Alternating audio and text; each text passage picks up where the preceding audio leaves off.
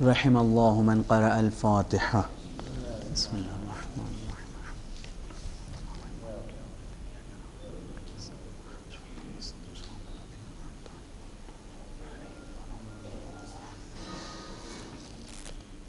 اعوذ باللہ من الشیطان الرجیم.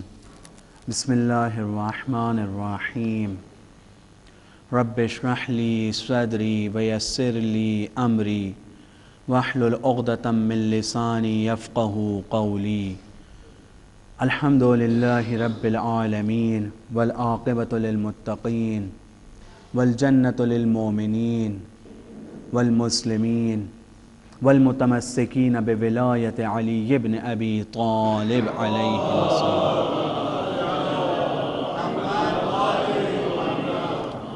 والنار للکافرین والملحدین والغالین والناصبین. ثم الصلاة والسلام والتحیۃ والاکرام علی اشرف الانبیاء والمرسلین خاتم النبیین ابی القاسم المصطفیٰ محمد.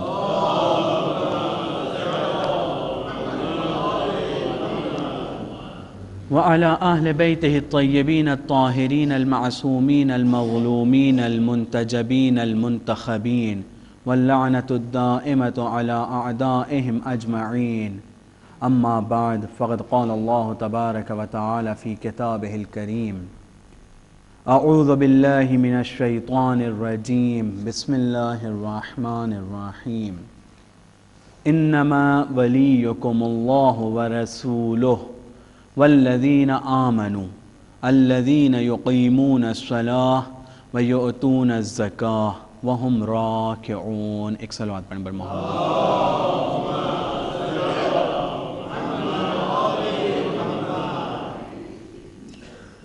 سب سے پہلے محمد بھائی کا شکر گزار ہوں کہ انہوں نے مجھے کہا کہ 8:30 تک کے میں پڑھ سکتا ہوں، لیکن آپ لوگ بھی ناراض اور پریشان نہ ہوئیے گا، اس وقت تک میں لمبی کروں گا بھی نہیں. ایک صلوات پڑھیں بر محمد وآلہ.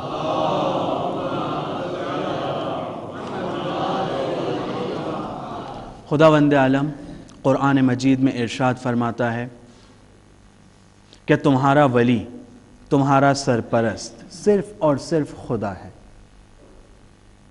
اور خدا اپنے بعد، اپنی ذات کے بعد اگر کسی کو تمہارا سرپرست اور ولی بناتا ہے تو وہ رسول کی ذات ہے. اور تیسرا جو خدا اور رسول کے بعد مومنین کے لیے ولی اور سرپرست ہے وہ ذات مولا متقیان علی بن ابی طالب علیہ السلام. اس سلسلے میں ہم لوگ گفتگو کر چکے ہیں کہ جو ہم علی علیہ السلام کا یہاں نام لے رہے ہیں وہ نام صرف ہم اپنی کتابوں کی بنیاد پر نہیں لے رہے ہیں، بلکہ تمام مفسرین چاہے وہ شیعہ ہوں یا سنی ہوں، وہ لوگوں نے اس بات کو ذکر کیا ہے کہ اس آیت سے مراد حضرت علی علیہ السلام ہیں. اللہم صلی علی محمد وعلی محمد. اور ہم لوگوں کا جو ٹاپک تھا اس آیت کے ضمن میں، ولایت ہماری جان ہے، عزا ہماری پہچان ہے. ولایت کے سلسلے میں ہم لوگوں نے ایک تفصیلی گفتگو کیا. ولایت کی گفتگو کے فوراً بعد چونکہ ولایت سے ریلیٹڈ اور ہمارے آج کے حقیقی مولا امام زمانہ عجل اللہ تعالی فرجہ الشریف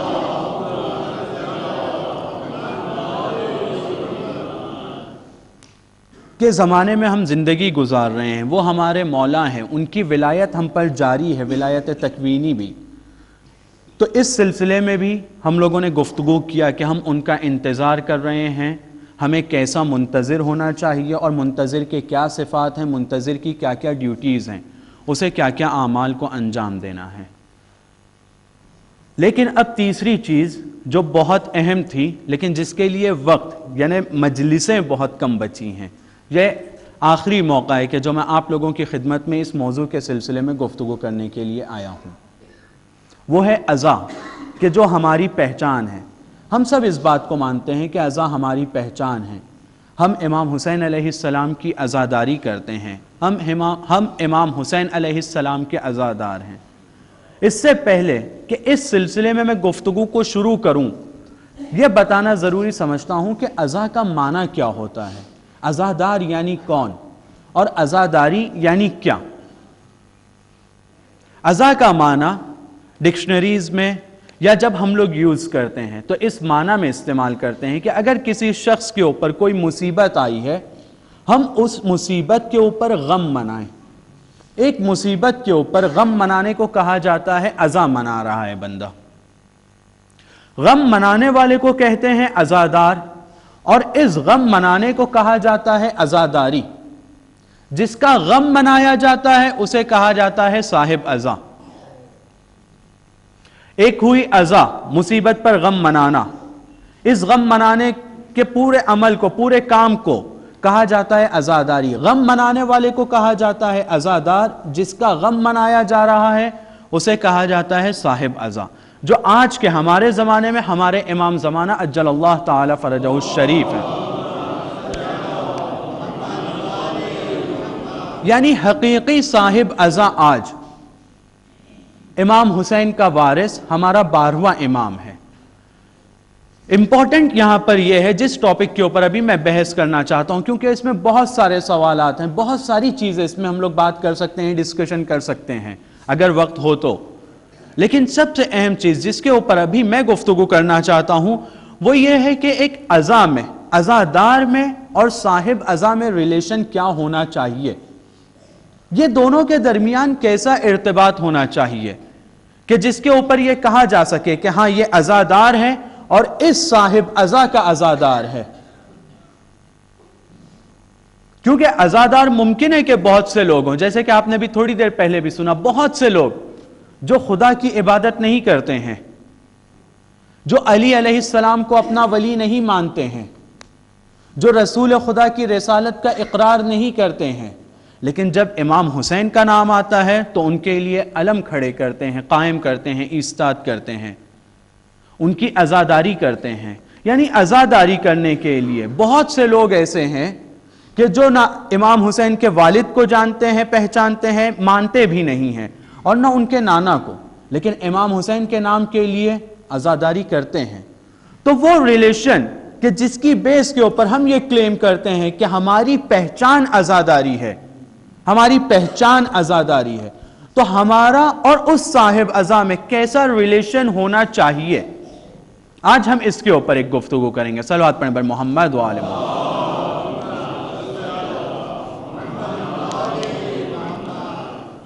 عقل کہتی ہے، اور یہ ہماری فطرت میں بھی ہے، ہم اپنی زندگی میں اس کے اوپر بہت مرتبہ عمل بھی کر چکے ہیں، کہ جب کسی کے گھر میں کسی کا انتقال ہوتا ہے اور ان کے گھر میں ہم تسلیت، تعزیت کے لیے جاتے ہیں، ان کے غم میں شریک ہونے کا اظہار کرنا چاہتے ہیں، تو پوری کوشش اس بات کی کرتے ہیں کہ اس گھر میں، اس نشست میں، اس بیٹھک میں ہم سے کوئی ایسا کام نہ ہو جس سے یہ صاحب ازا، جس کے گھر میں کوئی مصیبت نازل ہوئی ہے، اس کو ٹھیس پہنچے، اس کو برا لگے، یا اس کو یہ محسوس ہو کہ یہ میرے غم میں شریک نہیں ہے، یہ تو مجھے تانا مارنے آیا ہے، یہ میرا مذاق اڑانے آیا ہے۔ ہم پوری کوشش اس بات کی کرتے ہیں۔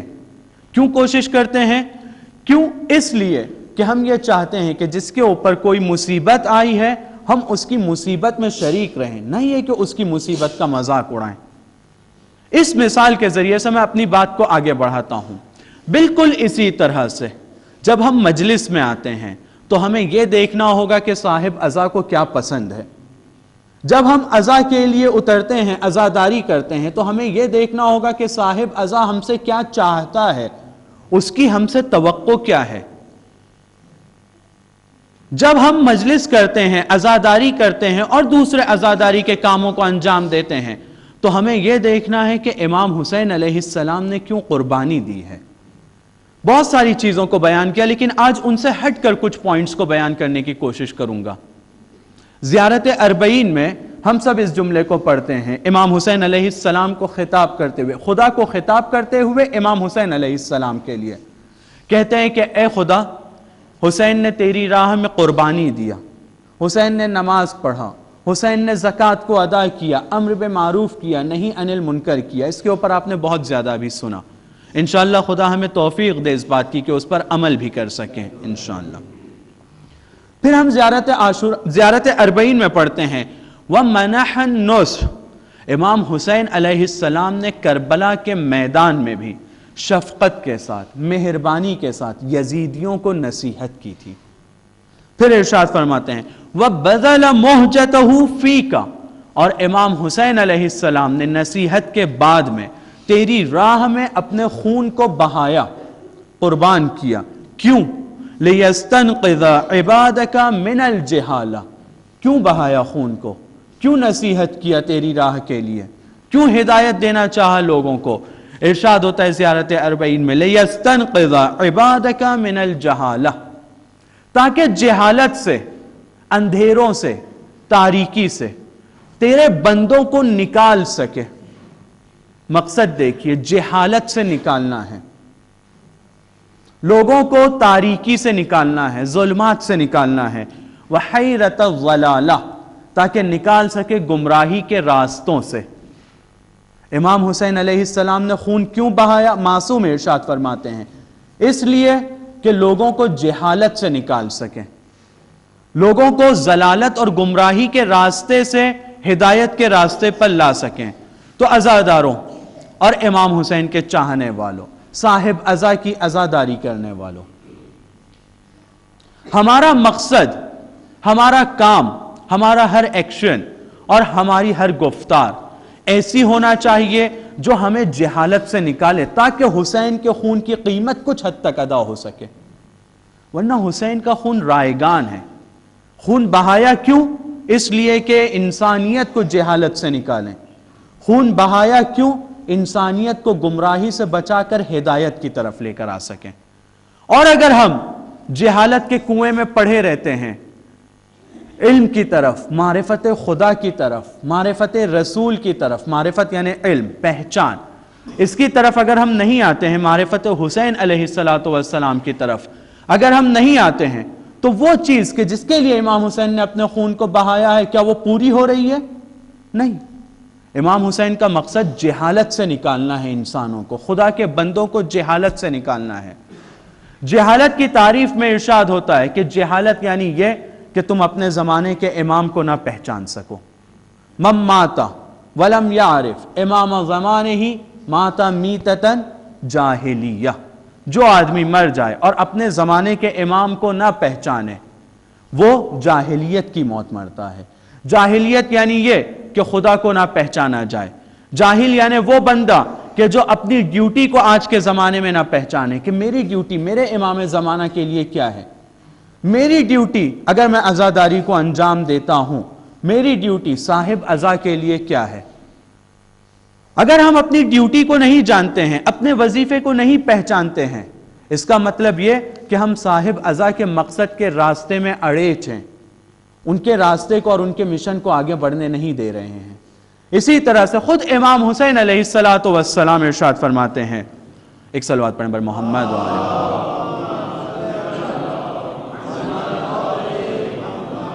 اسی بات کی طرف اشارہ کرتے ہوئے کہ میں چاہتا ہوں کہ تمہیں گمراہی کے راستے سے ہٹا کر ہدایت کے راستے پر لے آؤں، تو ارشاد فرماتے ہیں کہ میں نے رسول خدا کو کہتے ہوئے سنا ہے۔ امام حسین کہتے ہیں کہ میں نے رسول خدا کو کہتے ہوئے سنا ہے کہ اگر ایک بندہ ایک ایسے شخص کو دیکھتا ہے جو حلال کو حرام کر رہا ہے، حرام کو حلال کر رہا ہے، اور خدا سے جو اس نے وعدہ کیا ہے اس کو توڑ رہا ہے، رسول خدا کی کہی ہوئی باتوں پر عمل نہیں کر رہا ہے، اور لوگوں کے درمیان گناہ انجام دے رہا ہے، لوگوں کے درمیان گناہ انجام دے رہا ہے، اپنے قول، اپنی باتوں اور اپنے ایکشنز میں کوئی تبدیلی، ایسی تبدیلی کہ جس سے وہ ہدایت کے راستے پر کہے جا سکے، نہیں لا رہا ہے، تو خدا بند عالم کو یہ حق ہے کہ جب اور جیسا اس پر چاہے عذاب نازل کرے۔ بڑا عجیب جملہ ہے کہ جب اور جیسا عذاب خدا چاہے اس پر نازل کرے۔ کیوں؟ کیونکہ نہ اعمال صالحہ کو انجام دے رہا ہے، کیونکہ گناہوں سے بچ نہیں رہا ہے، رسول خدا کی سیرت پر عمل نہیں کر رہا ہے۔ ایک صلوات پڑھیں محمد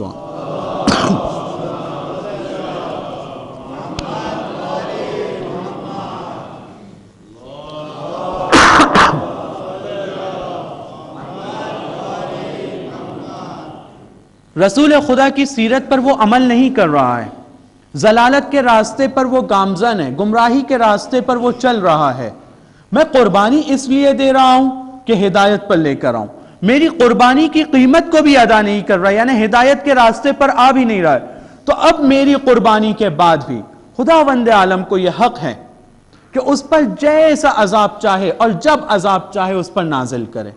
کیوں؟ کیونکہ دو شخصیت اسلام میں ایسی ہیں، دو شخصیت اسلام میں ایسی ہیں کہ جن کے خون کو خداوند عالم نے اپنا خون کہا ہے۔ جب ہم زیارت عاشورہ پڑھتے ہیں تو کیا کہتے ہیں؟ السلام علیکہ یا ثار اللہ وابن ثارہ، اے وہ ذات کہ جو خدا کا خون ہے۔ اس کو میں معنی اس کا اور کروں گا، لیکن ابھی اس کا ایک سرسری معنی بیان کرتا ہوں کہ اے وہ ذات جو خدا کا خون ہے اور خدا کے خون کا بیٹا ہے، آپ پر سلام ہو۔ یعنی دو لوگ کہ جن میں سے ایک امام حسین علیہ السلام ہے اور ایک حضرت علی علیہ السلام ہے۔ اللہم صلی علی محمد، ان دو ذات کو سار اللہ کہا گیا ہے کہ یہ خدا کا خون ہے۔ لیکن ہم یہ جانتے ہیں کہ نہ خدا کا کوئی جسم ہے اور نہ اس کا کوئی ایسا خون جیسا ہم تصور کرتے ہیں ویسا۔ یہاں پہ سار اللہ سے مراد یہ ہے کہ خداوند عالم ان کے خون کا بدلہ لے گا۔ تو عزیزان گرامی، انہوں نے اپنے خون کو بہایا جہالت کو دور کرنے کے لیے، گمراہی کو دور کرنے کے لیے۔ جس کام کے لیے انہوں نے اپنے خون کو بہایا ہم اس کے اوپر عمل نہ کریں، ہم اس راستے سے بچے رہیں، اس راستے سے دور رہیں، تو خدا کیا کہتا ہے؟ یہ سار اللہ ہے، اس خون کا بدلہ میں لوں گا۔ یعنی جو عمل نہیں کرے گا، جو اس سیرت کو کہ جو رسول کی سیرت کو یہ چاہتے تھے باقی رکھنا اور زندہ رکھنا، اس کے اوپر گامزن نہیں ہوگا، تو وہ بندے سے بدلہ لینے کا حق کس کو ہے؟ خدا کی ذات کو ہے۔ وہ خداوند عالم کی ذات ہے جو ہم سے بدلہ لے گی، اور پتہ نہیں کتنا سخت بدلہ لے گی۔ خدا ہم سب کو اس کے عذاب اور اس کے انتقام سے بچائے انشاءاللہ۔ اس کے بعد میں اگر ہم عاشور کے دروس کو دیکھیں اور وہ لیسنز کو دیکھیں جو امام حسین علیہ السلام ہم کو دینا چاہتے تھے، یا جو قربانی امام حسین علیہ السلام نے عاشور میں پیش کی ہے، کیونکہ یہ ذکر کر چکا ہوں کہ جتنا ہمارا کنیکشن صاحب عزا کے ساتھ مضبوط ہوتا جائے گا اتنے اچھے ہم عزادار ہوتے جائیں گے۔ تو ہمیں آ کے عاشور میں پوری اسٹڈی کرنے کی ضرورت ہے، مطالعہ کرنے کی ضرورت ہے کہ انہوں نے کیا کیا قربانی دی ہے، وہ ہمیں کیا کیا سکھانا چاہتے تھے۔ تو میں آتا ہوں شب عاشور سے ایک ایک چیز کو شروع کرتا ہوں جتنا ابھی ہم لوگ کے لیے ممکن ہو سکتا ہے۔ سب سے پہلی چیز، شب عاشور یا روز تاسوعہ، آج کا دن وہ دن تھا کہ جس دن عمر سعد چاہتا تھا امام حسین علیہ السلام کے لشکر پر حملہ کرے۔ آج کا ہی دن تھا جس دن وہ یہ چاہ رہا تھا حملہ کرنے کے لیے۔ امام حسین علیہ السلام نے اپنے لشکر کے کچھ لوگوں کو بھیجا، عمر سعد سے مہلت مانگی کہ آج کے دن حملہ نہ کرو، ہمیں ایک دن کی مہلت دو تاکہ ہم خدا کی عبادت کر سکیں۔ مہلت کیوں مانگی؟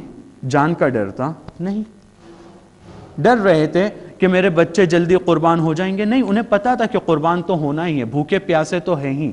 مہلت کیوں مانگتے ہیں؟ ارشاد فرماتے ہیں کہ مجھے ایک دن کی مہلت دو کہ ہم عبادت خدا کو انجام دے سکیں۔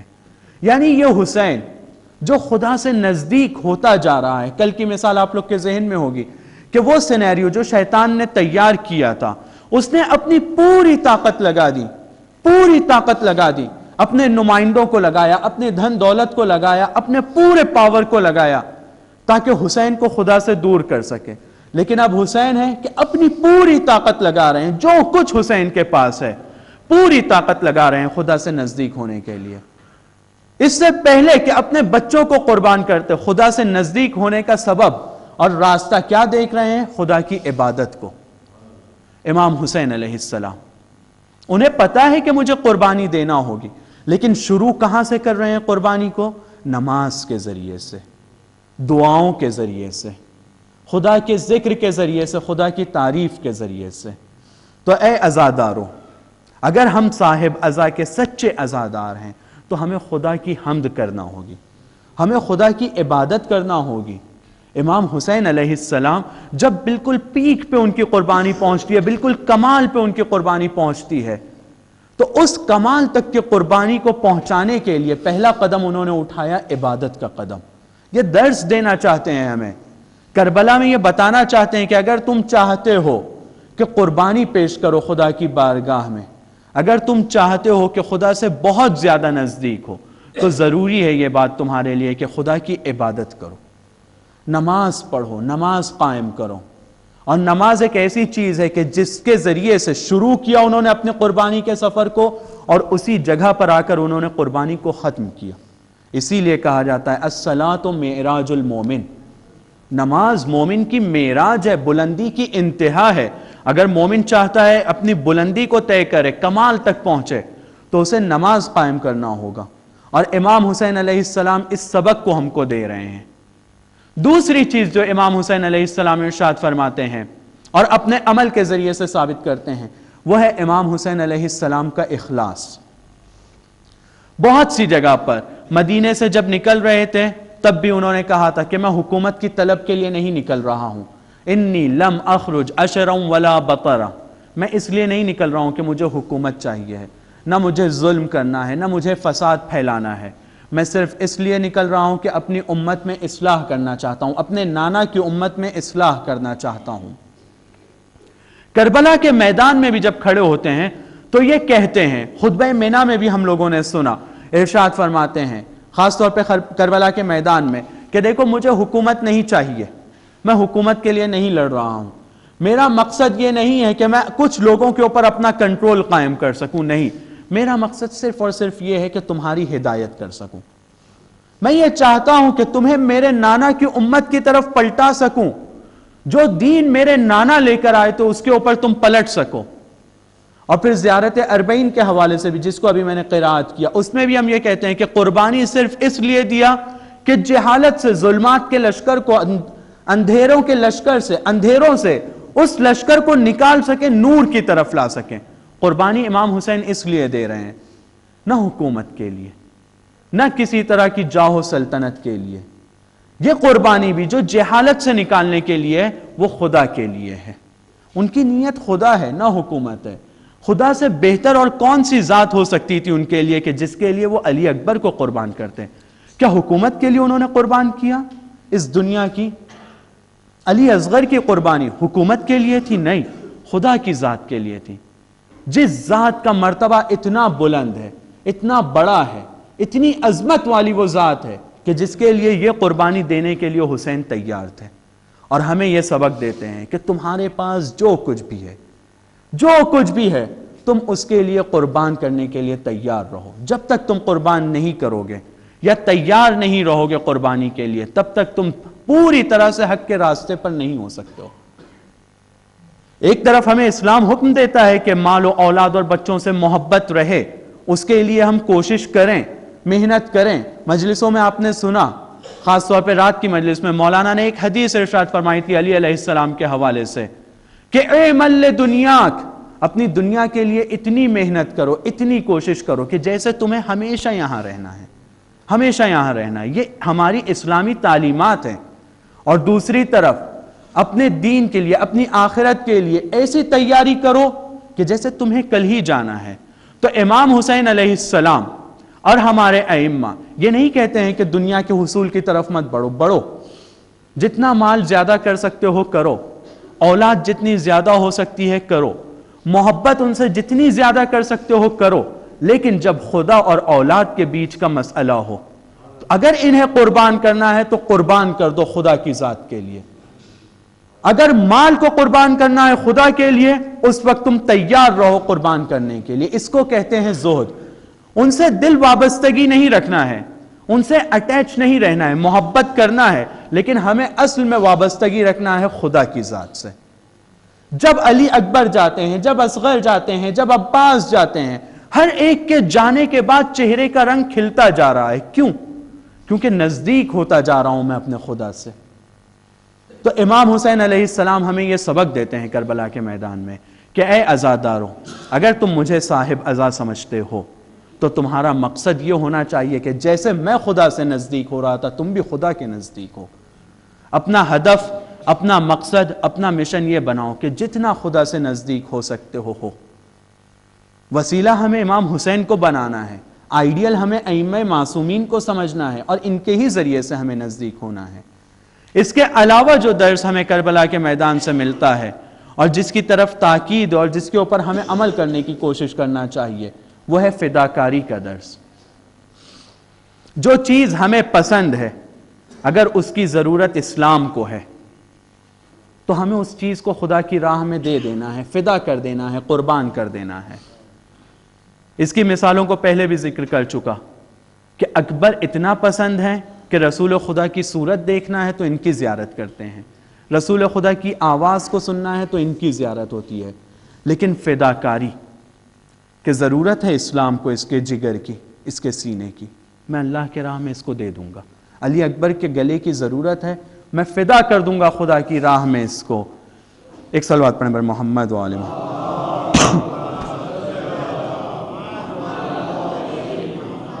جی عزیزان گرامی، امام حسین علیہ السلام کے ان لیسنز کو جو ہم ان سے سیکھ سکتے ہیں، دروس کو اور سبق کو جو ہم ان سے لے سکتے ہیں، اس کے بعد 3 چیزوں میں ہمارے تبدیلی آنا ضروری ہے۔ اگر وہ 3 چیزوں میں تبدیلی نہیں آتی ہے تو اس کا مطلب یہ کہ صاحب عزا نے ہماری عزاداری کو قبول نہیں کیا۔ کیوں؟ کیونکہ قبولی کا مطلب یہ ہوتا ہے کہ اس کا اثر ہونا چاہیے۔ اس کو میں پہلی مجلس میں ذکر کر چکا ہوں کہ ہر عمل کی قبولی کے لیے امام باقر علیہ السلام سے پوچھا گیا،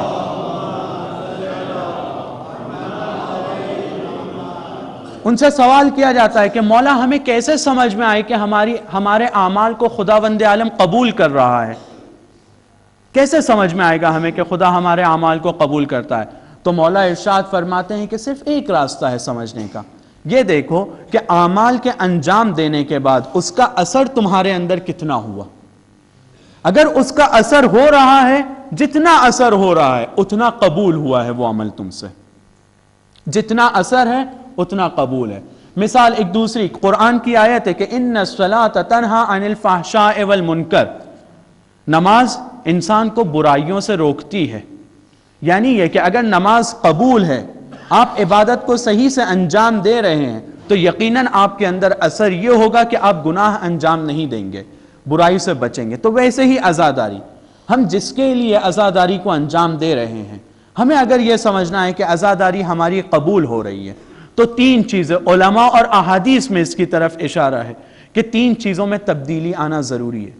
اگر وہاں تبدیلی نہیں آتی ہے تو ہمیں اپنے بارے میں سوچنا ہوگا، ٹٹولنا ہوگا اپنے آپ کو، اور اپنے ایکشنز کو اور اپنے اعمال کو، اپنی نیت کو بدلنا ہوگا۔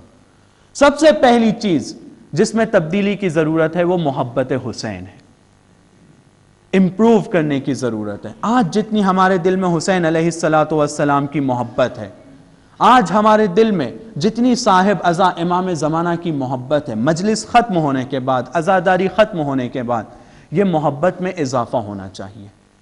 ایسا نہیں ہونا چاہیے کہ جتنی محبت پہلے تھی اتنی ہی یا اس سے کم ہو جائے۔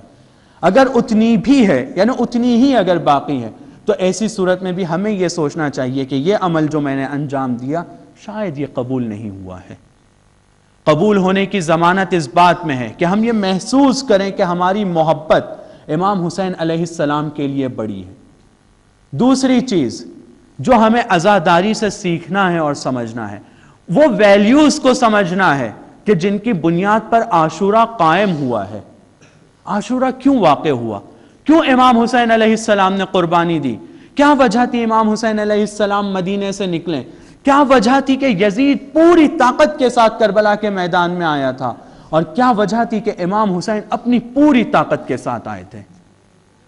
پوری طاقت کے ساتھ، حتیٰ 6 مہینے کے بچے کو لے کر آئے تھے۔ 1 دن کا بچہ تھا، 3 دن کا بچہ تھا بعض روایات کے مطابق جب مدینے سے حرکت کر رہے تھے۔ یعنی پوری طاقت، جو کچھ بھی ہے، 1 دن کا بچہ یا بعض روایات کے مطابق 3 دن کا بچہ، علی اصغر علیہ السلام، جو کچھ بھی ہے میں لے کر جاؤں گا خدا کی بارگاہ میں۔ کیوں پوری طاقت کے ساتھ آئے؟ ہم کو اس کو سمجھنا ہے۔ جب تک ہم کو معرفت نہیں ہوگی عاشورہ کی، تب تک ممکن نہیں ہے کہ غم حسین میں ہم اضافہ کر سکیں۔ اگر ہمیں اضافہ کرنا ہے غم حسین میں تو ہمیں عاشورہ کو زیادہ سے زیادہ سمجھنا ہے۔ تیسری چیز جو ہمیں سمجھنا ہے اور جس کے اندر ہمیں اضافہ کرنا ہے وہ ہے ہمارا ایمان۔ ہمارے ایمان کو امام حسین علیہ السلام کے لیے، ہمارے اس عقیدے کو اور اس اعتقاد کو کہ جو ہم خدا کے لیے رکھتے ہیں، اہل بیت کے لیے رکھتے ہیں، رسول کی ذات کے لیے رکھتے ہیں، اس میں اضافہ کرنا ہے۔ اگر ان مجالس کے ذریعے سے اضافہ نہیں ہوتا ہے تو یا تو کبھی خطیب ذمہ دار ہے، عالم ذمہ دار ہے، ذاکر ذمہ دار ہے کہ اس نے ایسا میٹر نہیں دیا ہے کہ جس کے ذریعے سے یہ تین چیزوں میں فرق نہیں آیا ہے، یا تو شاید ہم بیٹھنے والوں کی نیتیں ذمہ دار ہیں۔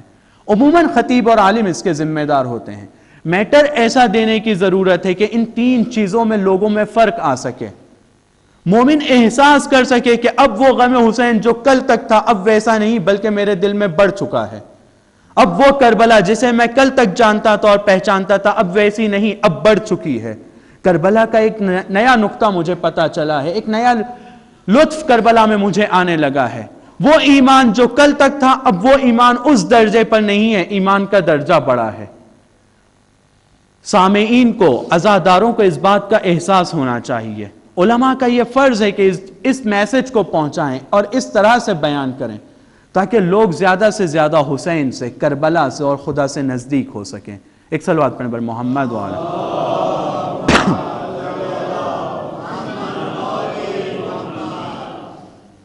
جی عزیزان گرامی، اگر ہم ان چیزوں میں فرق محسوس کرتے ہیں تو اس کا مطلب یہ کہ ہماری عزاداری قبول ہو رہی ہے۔ اور آج کی مناسبت سے ایک اہم نقطہ آپ لوگوں کو بتانا چاہتا ہوں، اور مجھے اطلاع دی صدر صاحب نے کہ اس بات کے اوپر انشاءاللہ آج عمل بھی ہوگا۔ امام حسین علیہ السلام نے آج کے دن کو مہلت کے طور پر مانگا ہے عمر سعد سے۔ کیوں؟ عبادت کے لیے۔ تو ہم حسین کے چاہنے والے جتنا زیادہ ہو سکتا ہے آج کے دن عبادت کریں۔ ایسے ہمیشہ ہمیں عبادت کرنا ہے، لیکن یہ ایک دن کی مہلت کیوں مانگی مولا نے؟ امام حسین کی عبادت، خدا کی عبادت کے لیے امام حسین نے مہلت مانگی۔ تو ہم بھی آج کے دن سے زیادہ فائدہ اٹھائیں۔ روایتوں میں ملتا ہے کہ آج کی رات میں اگر خدا کی عبادت کے لیے جو بندہ شب بیداری کرے گا تو خدا نے آج تک جتنے فرشتوں کو پیدا کیا ہے ان کی تمام عبادتوں کے برابر اس بندے کو ثواب ملے گا۔ بہت بڑا ثواب ہے کہ جتنے فرشتوں کو خدا بند عالم نے آج تک پیدا کیا ہے اور وہ فرشتے ہمیشہ خدا کی عبادت کر رہے ہیں، تو ان فرشتوں کے برابر اس ایک بندے کو ثواب ملے گا۔ یہ کوئی کم ثواب نہیں ہے۔ تو اس موقع کو ہم اپنے ہاتھ سے جانے نہ دیں۔ آج کے دن زیادہ سے زیادہ دشمنان اہل بیت، قاتلان اہل بیت علیہم السلام پر لعنت بھیج کر ہم ان سے نزدیک ہو سکیں، امام حسین کی ذات سے نزدیک ہو سکیں۔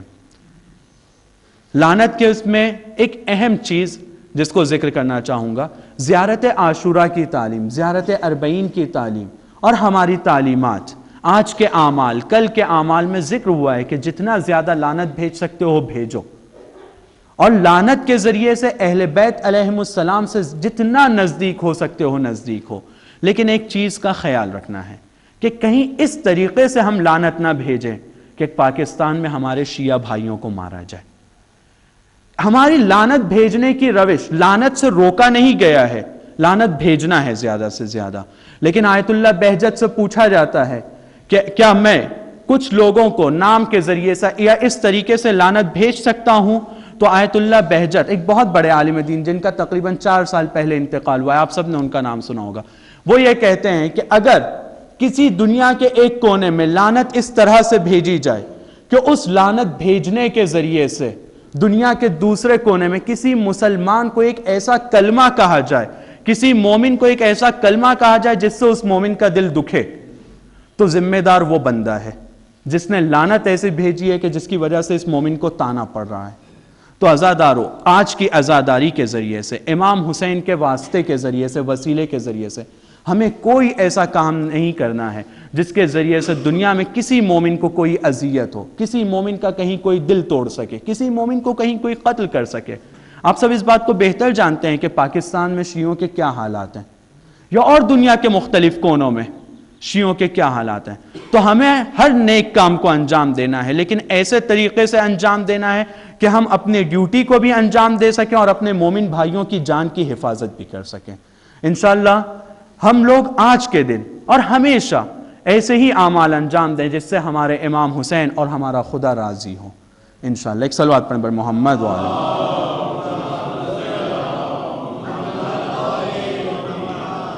اپنی بات کو اس ایک آیت کے ذریعے سے تمام کرتا ہوں کہ یہ پورا عشرہ جو ہم لوگوں کا گزرا. اور یہ 3 چیزیں جس میں ہمیں امپروو کرنے کی ضرورت ہے اپنے آپ کو. قرآن کی ایک آیت کے اوپر اگر ہم عمل کرتے ہیں یعنی ہم نے تمام چیزوں پر عمل کر لیا. قرآن میں خداوند عالم ارشاد فرماتا ہے قل انما اعظکم بواحدہ، اے رسول مومنین سے کہہ دو کہ میں تمہیں اس بات کی نصیحت کرتا ہوں، اس بات کا موعظہ کرتا ہوں کہ صرف خدا کی عبادت کرو، صرف خدا کی عبادت کرو. اور دوسری چیز ان تقوموا للہ مثنی و فرادا، کہ تم لوگ اب ہاتھ پہ ہاتھ رکھ کر مت بیٹھے رہو. اگر خدا کی عبادت کرتے ہو خدا کی راہ میں قیام کرو، خدا کے میسج کو پہنچانے کے لیے کھڑے ہو جاؤ، چاہے اکیلے چاہے جماعت کے ساتھ مل کر.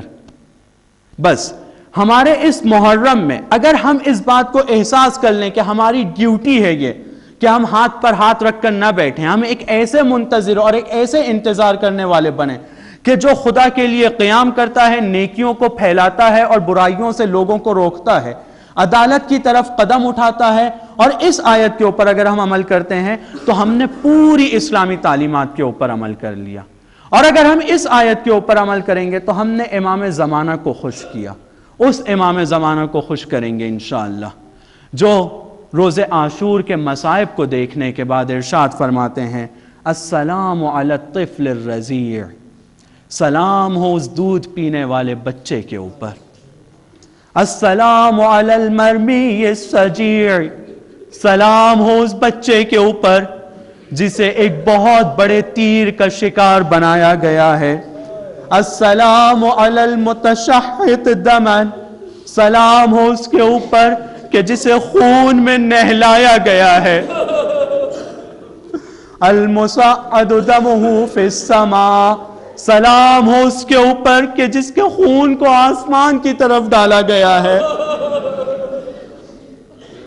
المذبوح، السلام علی المذبوح بالسہم فی حجر ابی، سلام ہو اس ذبح ہونے والے بچے پر جو اپنے باپ کی گود میں ذبح کیا گیا ہے. سلام ہو اس بچے پر کہ جو اپنی باپ کی گود میں ذبح کیا گیا ہے. خدا لعنت کرے ہرملا کے اوپر، لعن الرامی ہرملا، خدا ہرملا پر لعنت کرے. ہاں عزادارو 9 محرم آ چکی ہے. 9 محرم علی اصغر کے مصائب سے مخصوصی کا دن ہے. امام حسین علیہ السلام اپنے تمام اصحاب و انصار اور اولاد کی قربانی کے بعد ایک ٹیلے پر جا کر ارشاد فرماتے ہیں حل من ناصر ینصرنا، ہے کوئی میری مدد کے لیے آئے؟ حل من مغیث یغیثنا، ہے کوئی جو میرے استغاثے کا جواب دے؟ یہ آواز کا سننا تھا کہ خیمے میں آہ و بکا شروع ہوتی ہے. روایت میں ملتا ہے کہ امام حسین پوچھتے ہیں اے بہن زینب، ابھی تمہارا بھائی زندہ ہے، یہ آہ و بکا کیوں ہے؟ ارشاد فرماتی ہیں کہ آپ کی آواز سن کر علی اصغر نے اپنے کو جھولے سے گرا دیا ہے.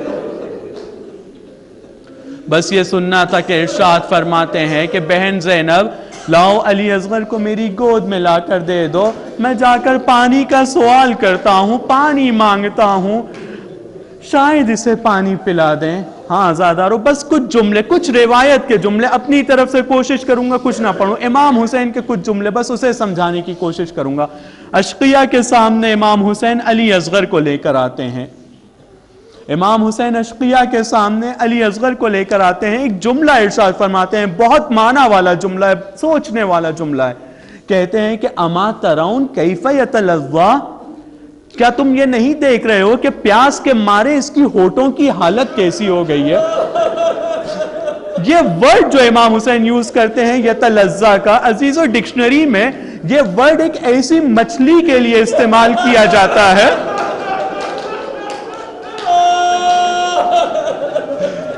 یہ یتلظی کا ورڈ ایک ایسی مچھلی کے لیے استعمال کیا جاتا ہے جسے ایک شکاری پانی سے نکال کر باہر رکھتا ہے، پانی سے دور رکھتا ہے. وہ مچھلی کی روح قبض ہونے کے قریب ہے، اس مچھلی کی روح قبض ہونے کے قریب ہے، لیکن مچھلی مرنے سے پہلے جب اس کے بدن میں جان نہیں رہتی ہے، ذرا بھی جان نہیں رہتی ہے، تو وہ ہونٹ کو کھولتی ہے، بند کرتی ہے. کھولتی ہے بند کرتی ہے، اور اس وقت اسے اگر پانی میں ڈال بھی دیا جائے تو وہ زندہ نہیں بچ سکتی ہے۔ ایک ایسی مچھلی کہ جس کی پیاس کی حالت یہ ہے کہ صرف ہونٹ کھول رہی ہے بند کر رہی ہے، اور پھر اسے اگر پانی میں ڈال بھی دیا جائے تو وہ زندہ نہیں رہتی ہے۔ امام حسین علیہ السلام اصغر کے لیے کہتے ہیں کہ یہ میرا 6 مہینے کا بچہ اب اس مچھلی کی طرح ہے کہ اس کے بدن میں جان باقی نہیں ہے، اس کے ہونٹوں کو دیکھو کہ کیسے کر رہا ہے، اور اگر اسے تم پانی پلا بھی دو گے تو اب یہ زندہ نہیں بچے گا۔ اتنی بے کسی کے عالم میں، اتنی بے چارگی کے عالم میں امام حسین ارشاد فرماتے ہیں، اما ترون کیف یتلذا، کس طرح سے یہ اپنے ہونٹوں کو کھول بند کر رہا ہے۔ ہاں عزادارو، اس ارشاد کے بعد بھی کوئی آگے نہیں بڑھتا ہے پانی پلانے کے لیے۔ امام حسین علیہ السلام نے اس بچے کو جلتی ہوئی زمین پر رکھ دیا اور ارشاد فرمایا کہ اگر تم یہ سمجھتے ہو کہ اس کے بہانے میں پانی پی لوں گا تو غلط سمجھتے ہو، میں نہیں پیوں گا، آؤ تم اسے پانی پلا دو۔ لیکن پھر بھی کوئی آگے نہیں بڑھا۔ عزادارو، امام حسین نے پھر اس بچے کو اپنی گود میں لیا، اس بچے کو پھر اپنی گود میں لیا، گود میں لے کے اس بچے سے کہتے ہیں، بیٹا تم بھی تو حجت خدا کی فرزند ہو، اپنی حجت تمام کرو۔ عزادارو، بچے کی کیفیت کو میں نے بیان کیا کہ بدن میں جان نہیں ہے، صرف ہونٹ ہلا پا رہا ہے وہ بچہ۔ جیسے ہی اس بچے نے یہ سنا، اپنی گردن کو اشقیہ کی طرف کرتے ہیں۔ امام حسین علیہ السلام اپنے بچے کو مسکرا کر دیکھتے ہیں۔ یہ عالم ایک ایسا عالم تھا عزادارو، یہ عالم ایک ایسا عالم تھا کہ جہاں پر امام حسین اپنے شیعوں کو یاد کرتے ہیں، جہاں پر امام حسین اپنے شیعوں کو یاد کرتے ہیں۔ بہت سی مصیبتیں میرے مولا پر آئیں، بہت سی مصیبتیں میرے مولا نے برداشت کیا، بہت سی مصیبتوں میں مولا نے صبر کے نمونے کو پیش کیا، لیکن جب چوتھے امام سے وصیت کرتے ہیں ایک روایت کے مطابق شام غریبہ جب جناب سکینہ اپنے بابا کا جسم ڈھونڈنے نکلتی ہیں تو ایک آواز سنتی ہیں، ارشاد ہوتا ہے، کیف استسقی لطفلی فابوا ان یرحمونی، اے میرے شیعوں، اے کاش کہ تم عاشور کے دن ہوتے،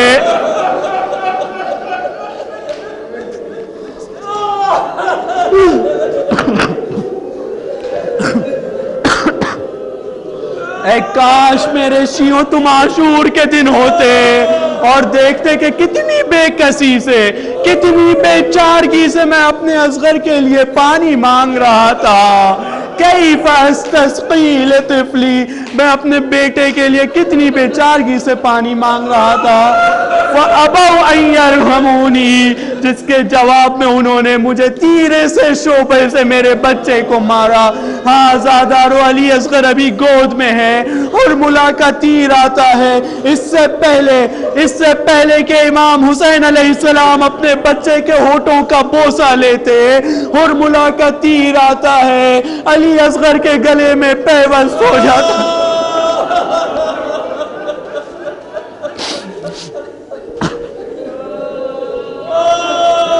اس سے پہلے کہ امام حسین اس بچے کی مسکراہٹ کا بوسہ لے سکتے، علی اصغر کا تیر پیوست ہو گیا گلے میں۔ ہاں عزادارو، امام زمانہ بھی ارشاد فرماتے ہیں کہ المصعد دمہ فی السماء، اے سلام ہو اس چیر خوار بچے پر جس کا خون آسمان کی طرف اچھالا گیا ہے۔ امام حسین علیہ السلام نے اس خون کو آسمان کی طرف اچھالا، خیمے کی طرف آتے ہیں، خیمے کی طرف جب آتے ہیں، بس مصائب ختم کر رہا ہوں عزادارو، خیمے کی طرف آتے ہیں، خیمے میں جب پہنچتے ہیں، اس سے پہلے کہ رباب خیمے پر پہنچ سکتی، سکینہ پہنچ جاتی ہیں، کہتی ہیں بابا علی اصغر کو پانی پلانے لے گئے تھے، اسے تو آپ پانی پلائے، میں پیاسی رہ گئی۔ امام حسین نے اپنی ابا کے دامن کو علی اصغر پہ سے ہٹایا، جناب رباب ایک جملہ کہتی ہیں، یا بنیا، اے میرے بیٹے، اب مثلو کا تنہر، کیا تمہارے جیسے بچوں کو بھی نہر کیا جاتا ہے؟ کیا تمہارے جیسے بچوں کو بھی نہر کیا جاتا ہے؟ بس اس نہر کا جو ورڈ کو یوز کیا انہوں نے اس کو بتا دوں۔ نہر ایک ایسے کام کو کہا جاتا ہے جو بڑے جانوروں کو قتل کرنے کے ٹائم استعمال ہوتا ہے۔ اونٹ جیسے بڑے جانور کو ایک خاص طریقے سے ذبح کیا جاتا ہے، اونٹ کو ایک خاص طریقے سے ذبح کیا جاتا ہے، اس کو کہتے ہیں نہر کرنا۔ تو ہاں عزادارو، علی اصغر کو جو تیر سے مارا گیا تھا وہ ایک ایسا تیر تھا جو اونٹوں کو مارنے کے لیے استعمال ہوتا۔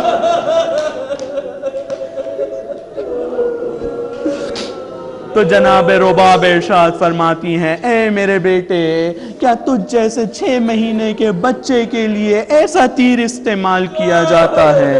الا لعنت اللہ علی القوم الظالمین وسیعلم الذین ظلموا ای منقلب ینقلبون۔